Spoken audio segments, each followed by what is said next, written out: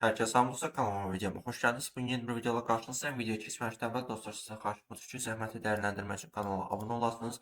Videoyu beğendiyseniz like atarsanız hem için dostlar Telegram kanalıma gelebilirsiniz. Burada sistemler ve kriptovalutalar hakkında məlumatlar, alış-satış siqnalları, şəxsi analizlərimi, airdroplar və müzakirə qrupunda da bunları birlikdə müzakirə edirik dostlar. Hər birinizi gözləyirəm. Gəlin videoya keçək. Linki şərhdə olacaq Telegram kanalımın.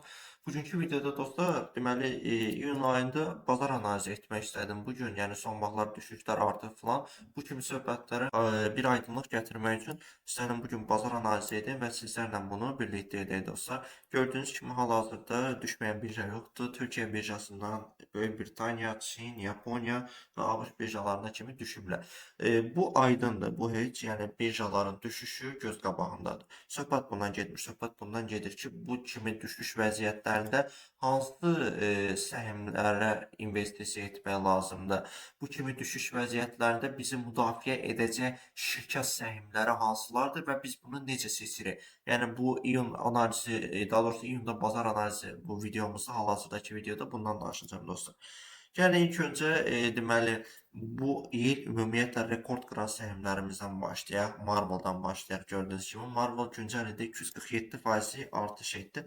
Lakin hal-hazırda deməli bazar açılışı öncəsi düşüşdədir. Bu normal haldır təbii olaraq. Çünki bu əslində artımın səbəbi bu idi ki, Nvidia CEO-su Jason Hung deməli bu şirkətin haqqında 1 trilyona çatacaq deyə bir deməli müsahibə vermişdi. Müsahibə paylaşmışdı ki, Marvel Technology 1 trilyon dollar bazar dəyərinə çatacaq növbəti şirkətlərdəndir. Ona görə də bu şirkət güncəl ildə 247% artım elədi.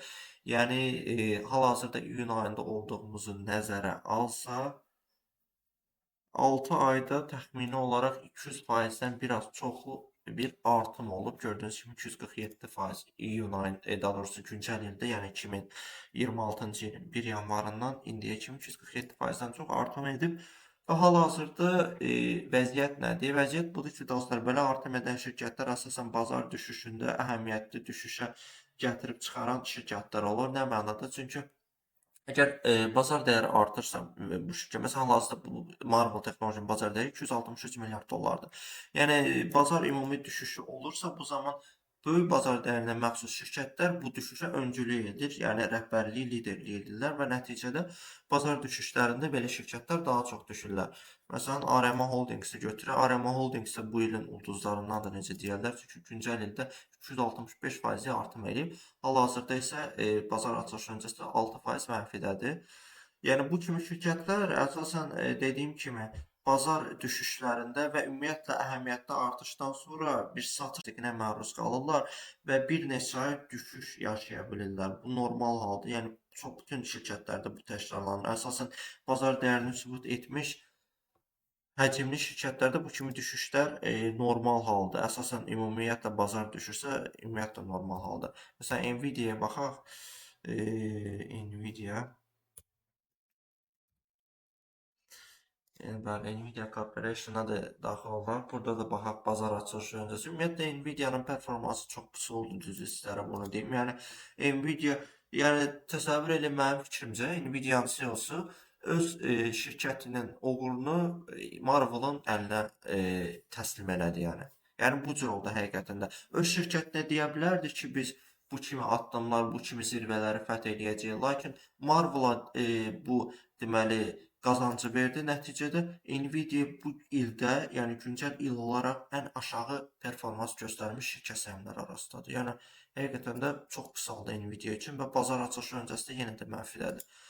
Yəni çox pis halda. Niyə belə elədilər, düzü bilmədim. Lakin həqiqətən də əllərində olan fürsəti təslim elədilər. Marvel-a, RMA-ya, yəni bu kimi şirkətlərə ötürdülər və nəticədə özləri ac qaldılar. Lakin Marvel-la RMA kimi şirkət səhmləri güncəl il performansı olaraq uçuş yaşadılar. Məsələn, Uber Technology demişdim dostlar, 70 dollarlardan hal-hazırda az miqdarda belə olsa qazancda bu yaxşı halda. Yəni dediyim kimi dostlar, məsələn, əhəmiyyətli artmayan hansı şirkətlər var? Məsələn, Now, ServiceNow şirkət səhmi var ki, dostlar, deməli bu şirkətə 100 dollardan investisiya etmişdim. Və əslində 40% yaxın artım etmişdi. Sadəcə son 5 gündə $140 bir geri çəkilmə elədi, daha doğrusu $138. Və hal-hazırda bazar açılışı öncəsi müsbətdir. Yəni mənim şəxsi düşüncəm budur ki, bu kimi şirkətlər, yəni biz güncəl ildə ServiceNow-ya baxsaq, yəni bu şirkət $200 düşüb, yəni $220. Bu kimi şirkətlər qazançları ilə müqayisədə hal-hazırda çox ucuzdular və bu düşüş vaxtlarında və artım vaxtlarında daha yüksək həcm toplayaraq digər ARM və Marvelın etdiklərini təkrar edə bilərlər. Yəni mənim təcrübələrimə əsasən düşüncəm bu yöndədir. Məsələn, Robinhood'un özü, yəni potensialını almamış bir səhmdə hal-hazırda. Güncəl ildə -28%-dir. Yəni əslində Robinhood $50-lardan $150-lara qədər yüksəliş etmiş, 3x etmiş şirkətdir və sonradan düşüş yaşadı bu süni intellekt xəbərlərinə görə. Və hal-hazırda bu şirkəti yenidən $100 civarlarına artım gözləyirəm. Yəni gözləntim bu yöndədir. Məsələn, Sophie Technology-nin özü, yəni tam gözləniləni etmədi düzü. Həqiqətən də gözlənilən artımı etmədi və mən Sophie-dən $20 plusu gözləyirəm, gözləniləni gözləyirəm, yəni dostlar. ARM etdi, sağ olsun, Marvel etdi, sağ olsun, Intel 10 qat yox, təxmini 6-7 qat artım etdi, sağ olsun. Amma həqiqətən də bu Robinhood'dur, Now-dur, Sophie-dir. Yəni bu kimi şirkətlər gözləniləni etməyiblər. Həqiqətən də gözləniləni etməyiblər və bunu gözləyirəm hal-hazırda. Və gördüyünüz kimi Sophie Texnology bazar öncəsində azca cüzi bir mənfidədir və $19-dan qayıdıb. Düzü bazar açılışı öncəsi 19.50-yə qədər artmışdı. Belə bir qrafik görmüşdüm. Və Sophie-də gözləyirəm dostlar. Yenidən 20 plus heç olmasa 22-23 dollarlara qədər bir dönüş gözləyirəm və Sophie Technology-nın CEO-su da $100 milyon heç səhv etmirəmsə. Yəni böyük ehtimal 100 milyon. Yox, 100 milyon deyildi, əstəğfurullah, 100 milyon deyildi. Amma 5 milyon olmalı idi ya 10 milyon, belə bir civarlarda nəsə alış etmişdi. Hansısa milyon dollardan söhbət gedir. Yəni əsas budur. Neçə milyon dollarlıq bir səhmə yatırım etmişdi və bu yatırım da təbii boş yerə ola bilməz. Bir şirkətin CEO-su milyon dollar yatırırsa şirkətə, deməli burada bir əhəmiyyətli artım gözləyir ki, bu nədir? Ona görə də Sophie-dən də ümidlərim böyükdür. Belə dostlar, dediyim kimi artıq həcmini almış, şişmiş, yəni həqiqətən də çox artmış şirkətlərə mən ona görə sizlərə dönə-dönə deyirəm ki, belə şirkətlərə yatırım etməyəsiniz. Zirvədən almaq heç kimə xeyir verməyəcək.